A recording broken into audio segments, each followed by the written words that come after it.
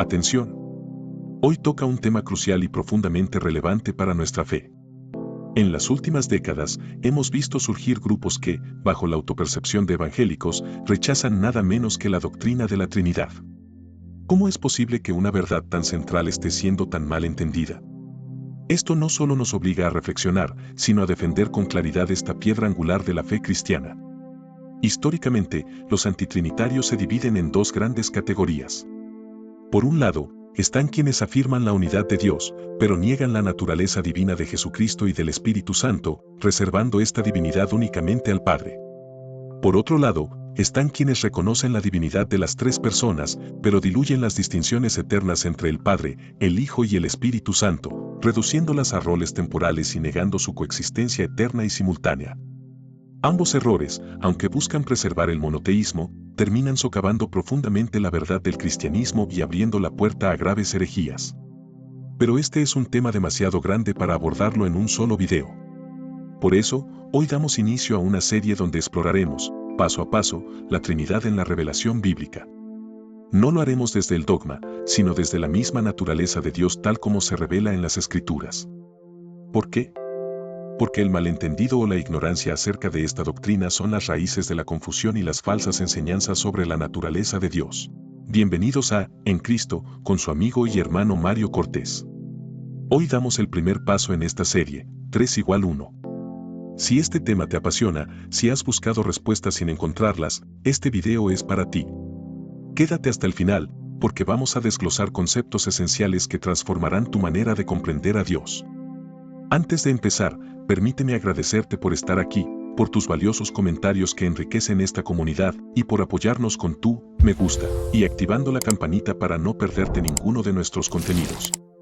¿Estás listo para este emocionante viaje a través de las profundidades de la palabra de Dios? Pues vamos allá. Pero antes, un poco de historia. Cada vez más, tiendo a leer historia. A menudo la encuentro más actualizada que los diarios. Esta frase, atribuida a Joe Murray, encierra una profunda verdad. Hoy somos testigos de cómo se debaten asuntos doctrinales que ya fueron resueltos en el pasado, pero que resurgen debido a la falta de formación doctrinal en la generación contemporánea y la influencia del progresismo. Este movimiento intenta erradicar el pasado para reescribir la historia bajo una nueva cosmovisión que desconoce las verdades ya establecidas. En este contexto, el subjetivismo y las herejías no solo persisten, sino que encuentran nuevas formas de infiltrarse en los círculos de la Iglesia. Aunque estas desviaciones doctrinales no son nuevas, es preocupante cómo logran posicionarse como verdad contemporánea dentro de ciertos sectores, generando confusión y promoviendo la deconstrucción del Evangelio. Explorar la historia de las herejías trinitarias subraya la importancia de defender la fe cristiana ortodoxa. La doctrina de la Trinidad no es meramente un concepto teológico, sino una verdad central que ilumina nuestra comprensión de Dios y su relación con la humanidad. A lo largo de los siglos, la Iglesia ha preservado esta enseñanza mediante un compromiso firme con las Escrituras y la reflexión teológica, demostrando que ambas son esenciales para salvaguardar el Evangelio. Este recorrido histórico no solo destaca la riqueza y profundidad de la doctrina trinitaria, sino que también advierte sobre el peligro de apartarse de ella. Es un recordatorio constante para los creyentes de la necesidad de estudiar profundamente la palabra de Dios, manteniéndose arraigados en la verdad revelada frente a los desafíos contemporáneos. Nuestro recorrido histórico empieza con el ebionismo, siglo I y II. Los ebionitas eran judeocristianos que rechazaban la divinidad de Cristo, considerándolo un hombre común elegido por Dios debido a su obediencia. Este grupo negaba el carácter divino del Hijo, eliminando la relación trinitaria desde su fundamento. Su influencia disminuyó con el tiempo, pero marcó el inicio de controversias sobre la deidad de Jesús. El docetismo, siglo I y II. Influenciado por el gnosticismo, el docetismo negaba la verdadera humanidad de Cristo, alegando que su cuerpo era solo una apariencia. Si bien reconocía su divinidad, esta herejía distorsionaba la encarnación, debilitando la doctrina trinitaria al cuestionar la realidad del Hijo como Dios hombre. El modalismo o sabelianismo, siglo III. Propuesto por Sabelio, el modalismo afirmaba que Dios es una sola persona que se manifiesta en tres modos distintos, como Padre en la creación, como Hijo en la redención y como Espíritu Santo en la santificación. Esto negaba la distinción de personas en la Trinidad, presentando un Dios unipersonal con diferentes máscaras. El arrianismo, siglo IV. El arrianismo, iniciado por Arrio, enseñaba que el Hijo era una criatura creada por el Padre y, por lo tanto, no coeterno ni coigual con él. Arrio afirmaba que hubo un tiempo cuando el Hijo no existía. Esta herejía llevó al Concilio de Nicea, 325, donde se definió que el Hijo es consustancial, homoousios, con el Padre, marcando un hito en la defensa de la Trinidad. El macedonianismo o pneumatomaquismo, siglo IV. El macedonianismo, promovido por Macedonio, negaba la divinidad del Espíritu Santo, considerándolo una criatura subordinada al Padre y al Hijo. Fue condenado en el Concilio de Constantinopla, 381, que reafirmó que el Espíritu Santo es plenamente Dios y coigual con las otras dos personas de la Trinidad. El nestorianismo, siglo V. Nestorio, patriarca de Constantinopla, separaba a Cristo en dos personas distintas, una divina y otra humana. Aunque no atacaba directamente la Trinidad, su doctrina afectaba la comprensión del Hijo como una única persona divina con dos naturalezas. El Concilio de Éfeso, 431, lo condenó y afirmó la unión hipostática en Cristo. El monofisismo, siglo V. El monofisismo, promovido por Eutiques, argumentaba que Cristo tenía una sola naturaleza después de la encarnación, una mezcla de lo divino y lo humano. Esto generaba confusión en la distinción entre las personas de la Trinidad, afectando la doctrina de la encarnación y la relación intratrinitaria. El monotelismo, siglo VII. El monotelismo afirmaba que Cristo tenía dos naturalezas, divina y humana, pero solo una voluntad divina. Esta herejía, condenada en el Tercer Concilio de Constantinopla, 680 y 681, comprometía la plena humanidad de Cristo y, por ende, la comunión trinitaria en la obra redentora. El adopcionismo, siglo VIII.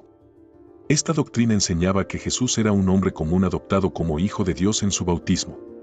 Al negar la preexistencia del Hijo, el adopcionismo minaba la eternidad y divinidad de Cristo, afectando la unidad esencial de la Trinidad. El triteísmo, siglo VI y XII. El triteísmo, aunque menos conocido, proponía que las tres personas de la Trinidad eran tres dioses separados. Esta herejía contradecía la enseñanza de la unidad de esencia de Dios, establecida claramente en las Escrituras y los credos históricos. El unitarismo, siglo XVI. En el contexto de la Reforma, surgieron movimientos unitaristas que negaron la Trinidad, considerando al Padre como el único Dios verdadero y reduciendo a Jesús y al Espíritu Santo a meras criaturas exaltadas. Este pensamiento revivió elementos del arrianismo en una nueva forma. Las herejías modernas. En los siglos XIX y XX surgieron nuevas interpretaciones heréticas sobre la Trinidad. Los testigos de Jehová niegan la divinidad de Jesús y consideran al Espíritu Santo como una fuerza impersonal. Los mormones enseñan una Trinidad separada y física, contradiciendo la unidad esencial de Dios. Terminado este brevísimo recorrido por las herejías sobre la Trinidad, debemos ser enfáticos en indicar que la Trinidad no es una construcción filosófica posterior a los concilios, sino una verdad revelada progresivamente en las Escrituras. La evidencia bíblica tanto del Antiguo como del Nuevo Testamento muestra cómo ambos testamentos convergen en la enseñanza de que Dios es uno en esencia y tres en personas. Antiguo Testamento. Aunque la doctrina trinitaria no se desarrolla explícitamente en el Antiguo Testamento, este identifica numerosas pistas que apuntan a una pluralidad en la naturaleza de Dios. Examinaremos algunas de ellas. La unicidad de Dios. La base fundamental de la fe israelita es el monoteísmo, expresado en pasajes como el Shema, Deuteronomio 6:4. Oye, Israel, el Señor nuestro Dios, el Señor uno es. Este versículo subraya la unicidad de Dios en esencia. Sin embargo, la unicidad no excluye una pluralidad interna, sino que debe entenderse en el contexto de la revelación progresiva, donde se observan atisbos de pluralidad en la divinidad. Génesis 1:26, hagamos al hombre a nuestra imagen. El plural en hagamos apunta a una comunión divina. Isaías capítulo 48, versículo 16, y ahora me envió Jehová el Señor y su Espíritu. Aquí se menciona al Señor y a su Espíritu como entes distintos. La pluralidad en la creación. Echamos un nuevo vistazo a Génesis 1:26, hagamos al hombre a nuestra imagen, conforme a nuestra semejanza. Este versículo, aunque breve, encierra profundos indicios de la complejidad interna de la naturaleza divina, que no contradice su unidad, sino que la complementa. La expresión hagamos refleja una interacción en el seno de la divinidad, se evidencia un diálogo interno entre las personas divinas del Padre, el Hijo y el Espíritu Santo. Este texto sirve como una de las primeras bases para argumentar la doctrina de un Dios que es uno en esencia y plural en personas. Hagamos, no es un plural de majestad. En muchas lenguas, incluido el inglés o el español, el plural de majestad se usa para indicar grandeza o autoridad. Sin embargo, el hebreo bíblico no utiliza este recurso gramatical. Por lo tanto, el uso del plural aquí no se refiere a un recurso literario para exaltar a Dios, sino que apunta a algo más profundo, la pluralidad dentro de la unicidad de Dios. Algunos intérpretes han sugerido que Dios estaba dirigiéndose a un consejo angelical. Sin embargo, la imagen de Dios no es compartida por los ángeles, ya que ellos son criaturas, no portadores de la esencia divina. Génesis 1:27 confirma que la humanidad fue creada a imagen de Dios, no de los ángeles. Esto refuerza que el hagamos corresponde exclusivamente a un diálogo interno en la deidad. El Padre, el Hijo y el Espíritu Santo no solo son evidentes, sino que se encuentran y muestran vinculadas. El Padre se muestra como la fuente de todo. El Padre es presentado en la Escritura como el arquitecto y origen de toda la creación. Isaías capítulo 44, versículo 24 declara: Yo soy el Señor, que lo hice todo, que extendí los cielos yo solo y que extendí la tierra por mí mismo. Aunque este texto resalta la unidad de Dios, no excluye la participación del Hijo y del Espíritu Santo, que actúan en perfecta armonía con el Padre. El Hijo como el verbo creativo. Juan 1:1-3 explica que el Hijo, el Logos, es el agente a través del cual Dios crea. Todas las cosas por medio de él fueron hechas, y sin él nada de lo que ha sido hecho fue hecho. El Logos es la palabra activa y poderosa de Dios que llama a la existencia todo lo creado. Esto refuerza la idea de que la creación es una obra que implica acción conjunta, donde el Hijo ejecuta los planes del Padre. El Espíritu como el sustentador y dinamizador. Génesis 1:2 menciona al Espíritu de Dios moviéndose sobre la faz de las aguas. Esto refleja su papel en la preparación, sustentación y dinamización de la creación. Además, Job capítulo 33, versículo 4 dice: El Espíritu de Dios me hizo, y el soplo del Omnipotente me dio vida. El Espíritu Santo es quien da vida y orden a la creación, complementando la obra del Padre y el Hijo. Por otro lado, tenemos las manifestaciones divinas. La aparición del ángel del Señor en textos como Éxodo 3, 2-6, donde el ángel se identifica como Dios mismo, y las referencias al Espíritu de Dios, Génesis capítulo 1, versículo 2, Isaías capítulo 63, versículo 10, reflejan una multiplicidad de manifestaciones divinas. También tenemos pasajes mesiánicos y el concepto de sabiduría. Textos como Isaías 9, versículo 6, porque un niño nos es nacido, y se llamará su nombre admirable, consejero, Dios fuerte, Padre eterno, príncipe de paz, y Proverbios 8, donde se personifica la sabiduría de Dios, insinúan una complejidad en la unidad divina.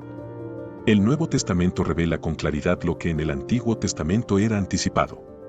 Aquí, las tres personas divinas se presentan trabajando de manera distinta pero en perfecta unidad. 1. La revelación de Jesucristo como Hijo de Dios.